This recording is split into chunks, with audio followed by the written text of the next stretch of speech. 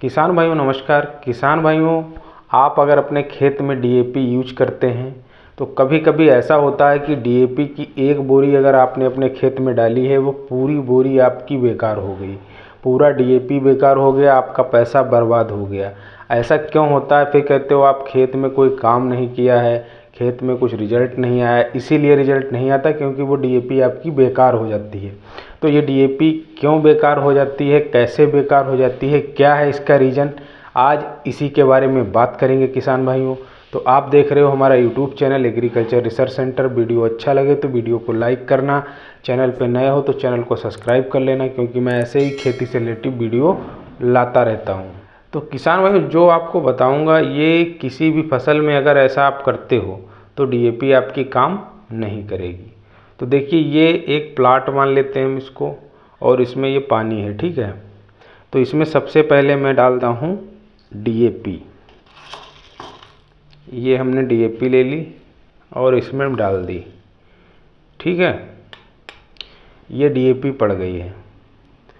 अभी क्या है, डीएपी आपने खेत में डाल दी, उसके बाद ये 100% नहीं घुलती है, ये डीएपी आपके खेत में रहती है, ठीक है।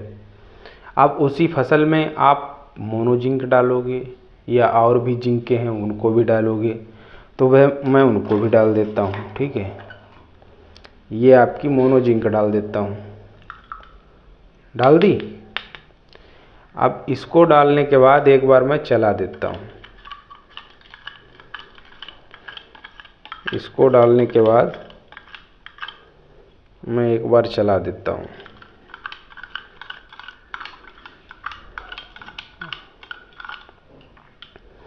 अभी देखना इसके साथ क्या रिएक्शन होता है।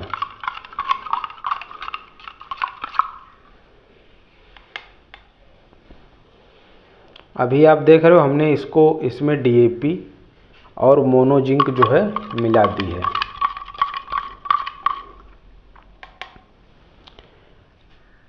अब किसान भाइयों, है क्या कि ये जो घोल है, हो सकता है आपको कैमरा में क्लियर ना दिख रहा हो, एक बार मैं दिखा देता हूँ। ये घोल पूरा फट गया है। इसमें हमने डीएपी डाला था और मोनो जिंक डाला था 33% वाला। ये घोल पूरा जो है फट गया है, जिससे आपकी डीएपी भी बेकार हो गई है और मोनो जिंक भी बेकार हो गई है। डीएपी में होता है डाई अमोनियम फास्फेट, ठीक है, और मोनो जिंक दोनों मिलके बन जाते हैं फास्फेट। फास्फेट यानी चूहा मारने वाली ये दवा बन गई है, ठीक है। तो कभी भी डीएपी, और जिस खेत में डीएपी यूज करना है, जिस भी फसल में, उसमें मोनो जिंक आपको इस्तेमाल नहीं करनी है।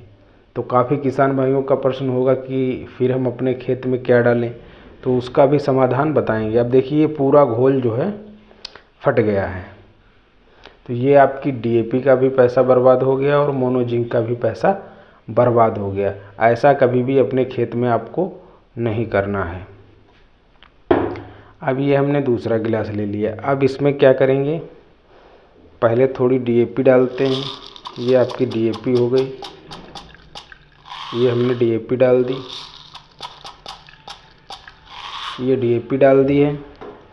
और जिस चम्मच से हमने उसमें मिलाया था, इसको इस्तेमाल भी नहीं कर सकते। अगर इसको इसमें इस्तेमाल कर देंगे तो ये भी घोल फट जाएगा। अब इसमें एक आती है क्रिस्टल कंपनी की तलवार जिंक सुपर 14, उसको इस्तेमाल करते हैं। ये है तलवार जिंक सुपर 14, हमने इसको मिला दिया।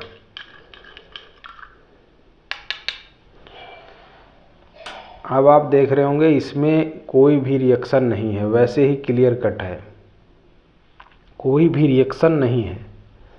तो अगर जिस खेत में भी आप डीएपी डाल रहे हो, जिस खेत में डीएपी डाल रहे हो, उसमें आपको क्रिस्टल का तलवार जिंक सुपर 14 लगाइए।